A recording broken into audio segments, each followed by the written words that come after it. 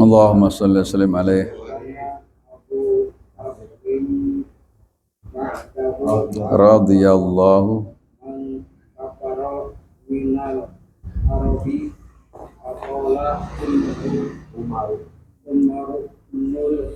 radhiyallahu.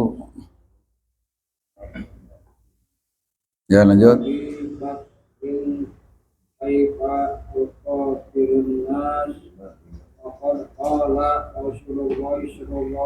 Allahumma shalli wa sallim alaihi.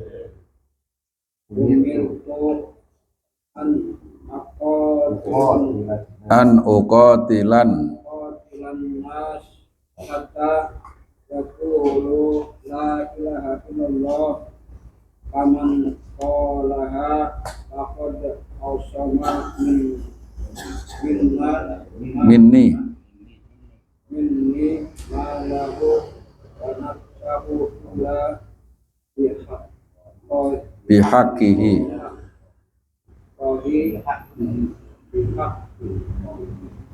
Bihaqqihi wa yusabahu ala Allahi faqala min Allahi Wallah. la uqatilanna man taraka az-zakat lakin az-zakat afdal ma li wallahi law mana'uni iqalan kanu yuhaddu nahu illa rasulullah sallallahu alaihi Allahumma shalli wa sallim alaihi. wasallam ala man fihi faqala Umaru nul Khattab wallahi ma huwa illa an ra'aytullaha qad taraha qad ra'ani bakrin kitali fa'arabtu annahu Ya, satu. Kemudian Pak Adik, satu lagi. Hadis ke-6. Satu-satu. Habis ini Muhammad. An Abi Ayyub radhiyallahu anhu anna rajulan qala li Nabi sallallahu alaihi wasallam Akhbirni bi amalin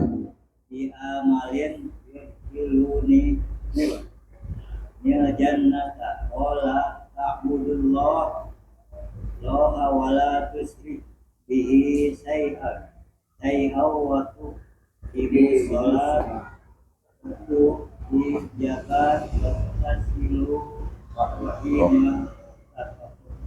ya, Ahmad. Bismillahirrahmanirrahim.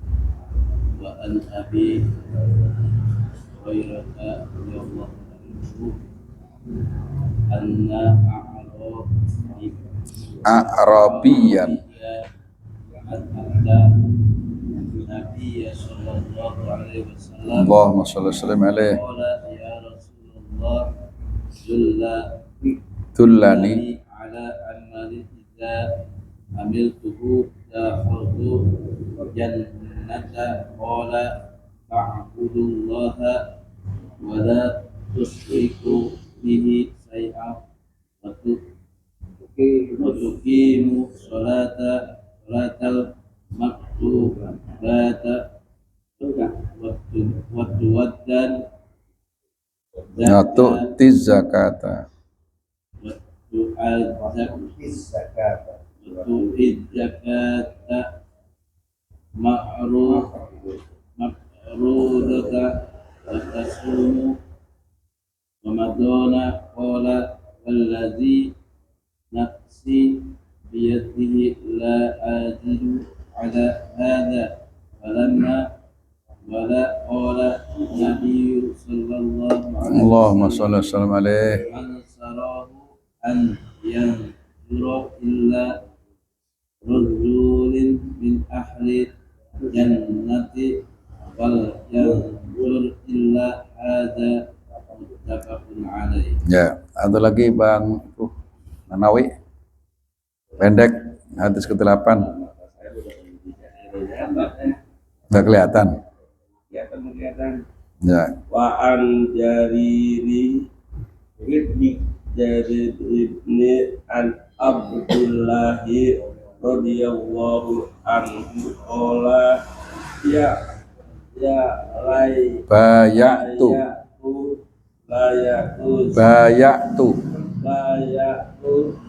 Nabiyya. Nabiya sallallahu alaihi wasallam ala iqamis sholati Wa itaiz wa itaiz zakati zakata wa tun wa nuski wa nuski likula muslimi muttafaqun alaih. Muttafaqun alaih. Ya, terima kasih. Hadis kelima ini masih tentang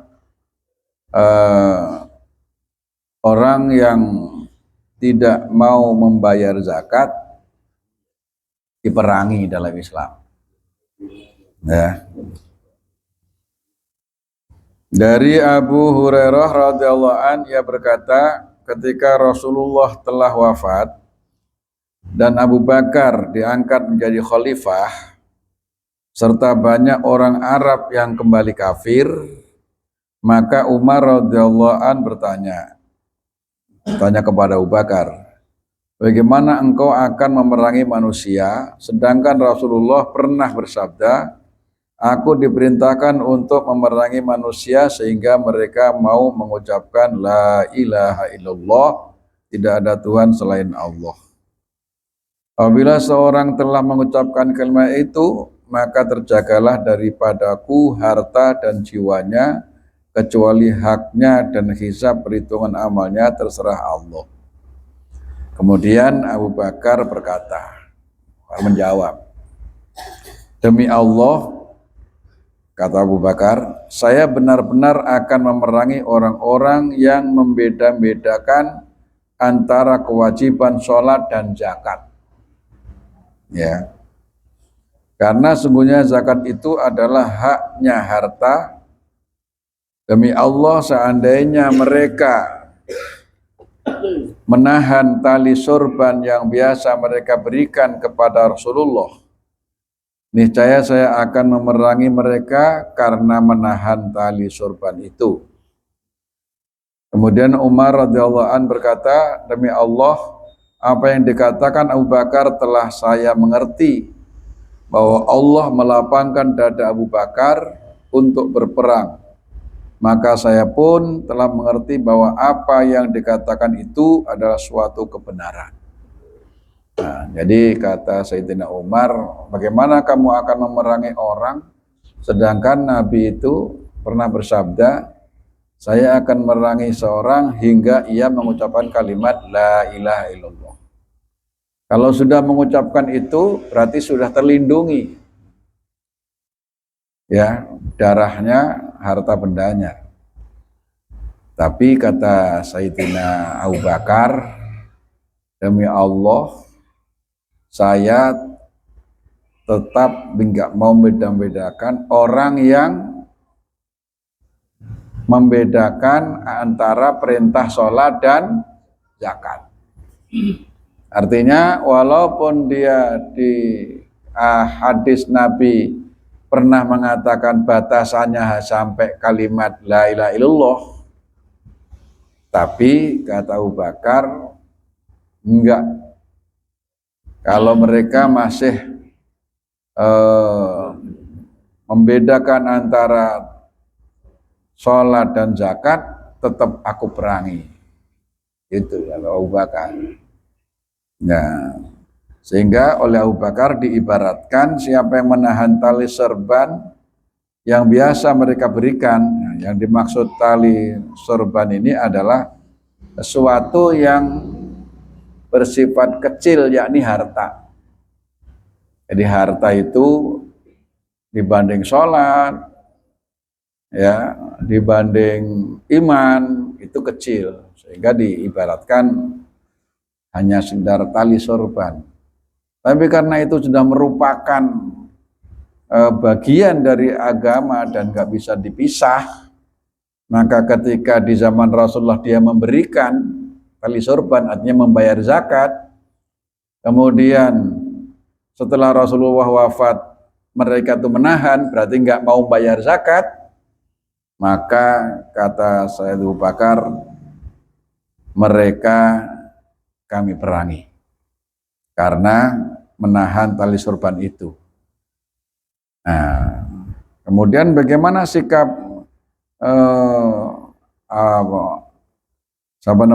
Umar? Nah, Umar akhirnya dia membenarkan apa yang dilakukan oleh Abu Bakar, mendukung, ya, mendukung. Jadi sepakat baik Umar maupun Abu Bakar adalah memerangi orang-orang Islam yang tidak mau membayar zakat. Nah, jadi batasannya yaitu syahadat, sholat, zakat. Nah, kalau udah sampai situ itu udah terlindungi, gitu. Walaupun masih ada dua, puasa dan haji. Tapi batasnya sampai situ. Itu hadis yang kelima. Ada yang keenam dari Ayub radhiyallahu an, bahwasanya ada seorang laki-laki datang kepada Nabi dan berkata, beritahukanlah kepada saya tentang suatu amal perbuatan yang dapat memasukkan saya ke surga. Beliau bersabda, 1, sembahlah Allah dan jangan kamu menyekutukan dengan suatu apapun. 2, dirikanlah sholat. 3, tunaikanlah zakat dan hubungkanlah tali persaudaraan, silaturahmi. Jadi yang wajib berapa ini? 3. Ya, 3. Sama berarti masih dengan yang di atas. Itu. Ada yang kelima. Hadis yang ketujuh dari Abu Hurairah, bahasanya ada seorang Badui datang kepada Nabi dan bertanya, wahai Rasulullah, tunjukkanlah kepada saya tentang amal perbuatan yang mana apabila saya mengamalkannya akan masuk surga.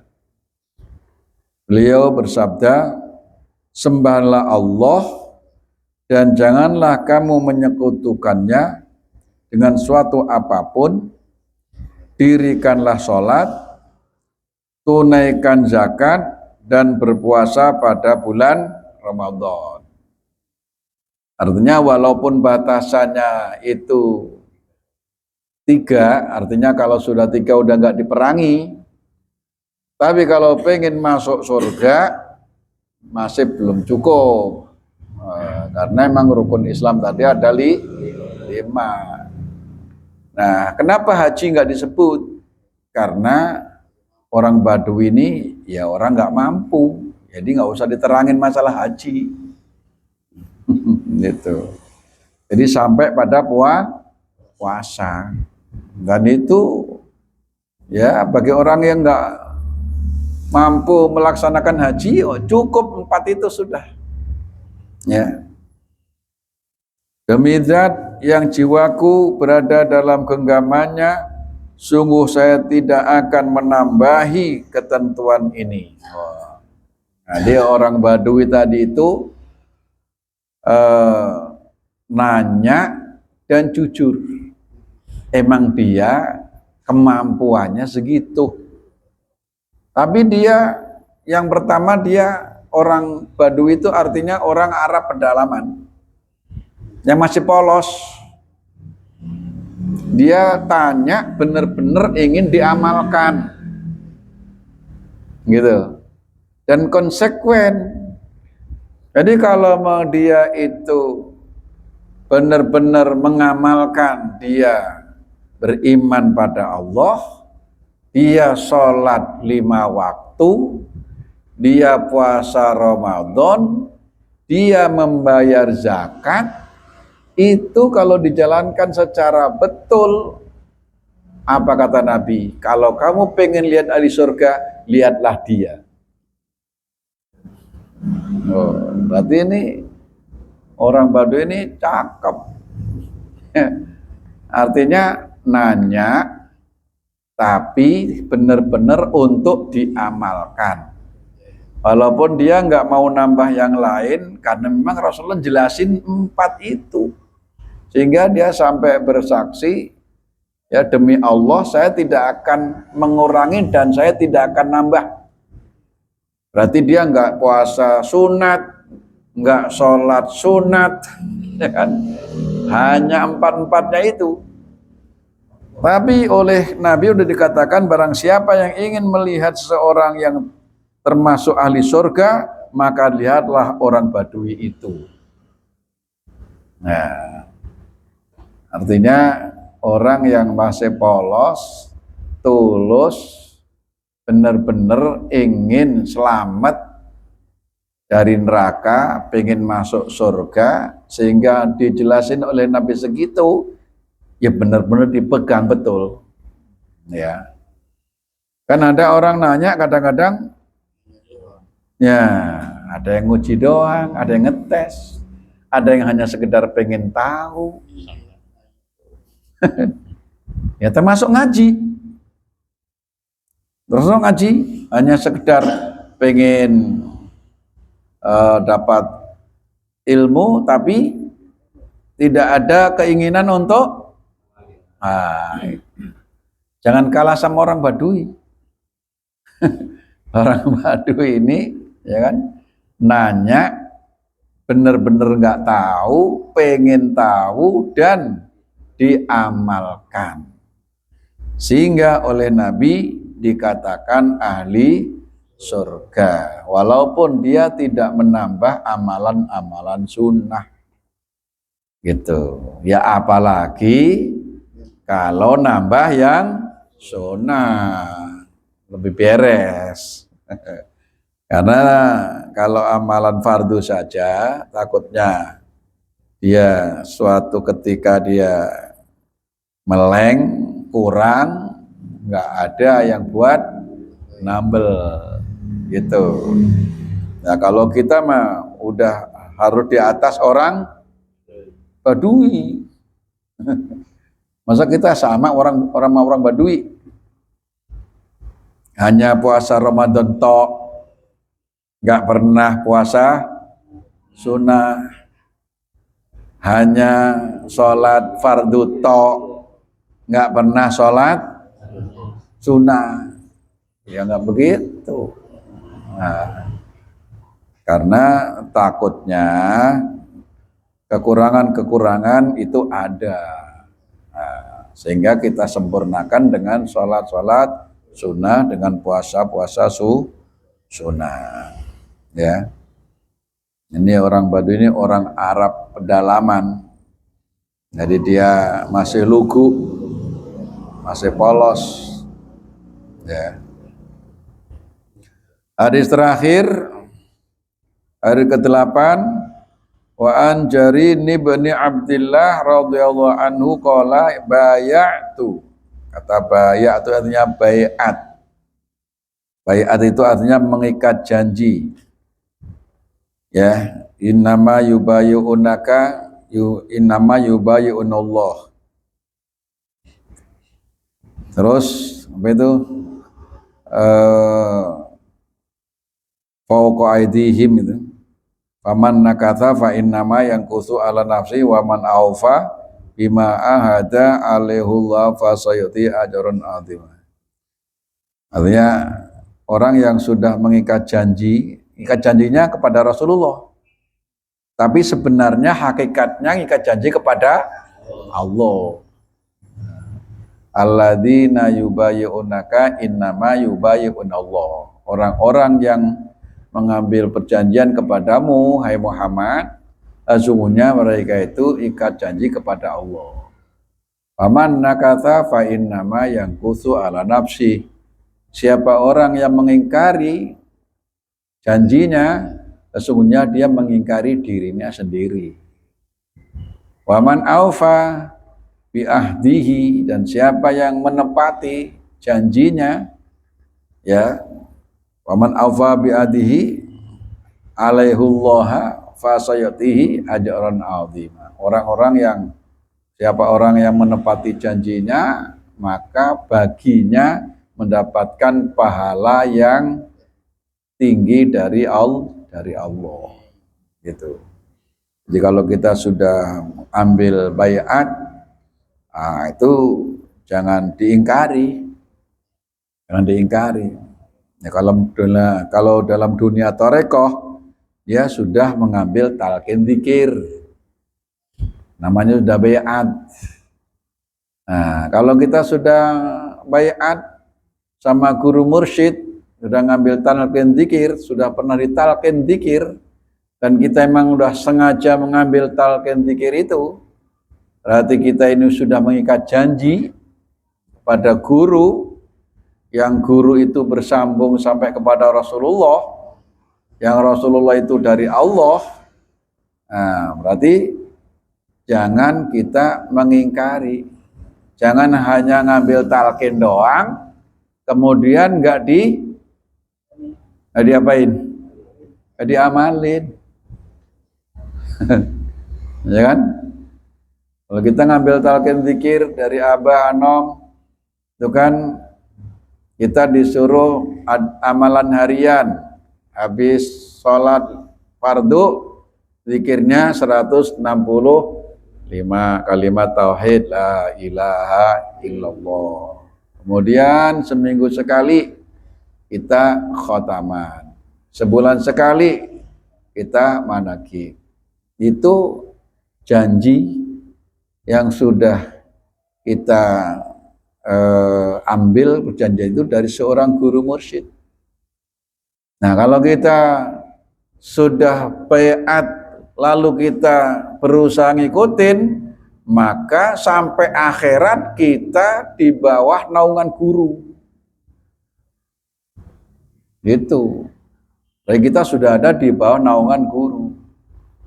Anta ma'a man ahbabta. Kamu akan bersama orang yang kamu cintai, kamu ikuti. Gitu. Jangan sampai lepas. Nah, ini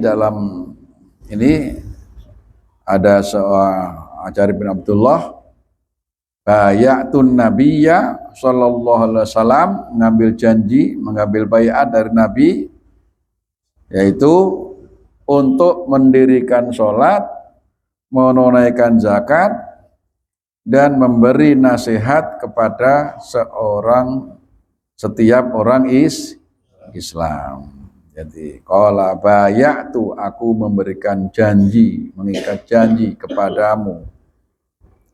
Saya telah berbaiat kepada Nabi untuk mendirikan sholat, untuk menunaikan zakat, untuk memberi nasihat kepada setiap orang Islam. Ya, berarti dia ini harus benar-benar melaksanakan dalam hidupnya. Sholat, zakat, dan memberikan nasihat. Karena dia sudah mengambil baiat di hadapan Rasul. Jadi kata baiat itu di Al-Quran ya ada, dalam hadis juga ada. Jadi jangan alergi dengan kata baiat. Serem banget kelihatannya baiat. Takut saya. Takut kalau nggak bisa jalanin ntar kena kutukan. Nah, baiat apa yang dimaksud? Kewajiban. Ya. Ini kan kewajiban. Sholat, zakat, kemudian memberikan nasihat, kan bagian kewajiban. Gitu kan. Walaupun kita nggak ngambil baiat, tetap hukumnya wajib. Gitu. Nah, zikir itu kalimat tauhid itu wajib. Masa kadang-kadang kita nggak ambil PN kemudian kita nggak zikir, kan tetap zikir-zikir juga kan? Iya. Cuman bedanya kita sudah ngambil tali langsung dari seorang guru dengan kita tidak mengambil baiat dari guru, itu aja. Gitu. Jadi ya pasti yang lebih kuat karena bersilsilah gitu. Padahal mah sama. Kalimatnya ya la ilaha illallah, sama. Yang ngambil baiat ya zikirnya kalimat la ilaha illallah. Yang enggak ngambil baiat juga zikirnya la ilaha illallah. Hanya bedanya kalau dia sudah ngambil baiat seorang guru, nanti dia dikumpulkan dengan gurunya. Punya guru dengan nggak punya guru kan beda. Ya kan? Itu. Ya, sama-sama pergi ke Mekah, sama-sama nyampe. Kita bareng sama pembimbing dengan pergi sendiri. Beda nggak? Beda. Padahal nyampe sono juga, cuma di sono tengok. Lu baru di Arab udah tengok, apalagi nanti. Nah, itu pikirin. Ya, perlunya kita itu punya ikatan kepada guru. Ya. Dan gurunya guru rohani. Guru mursyid. Jadi kalimat tauhid supaya lebih kuat pada diri kita. Gitu. Ya, sampai di situ.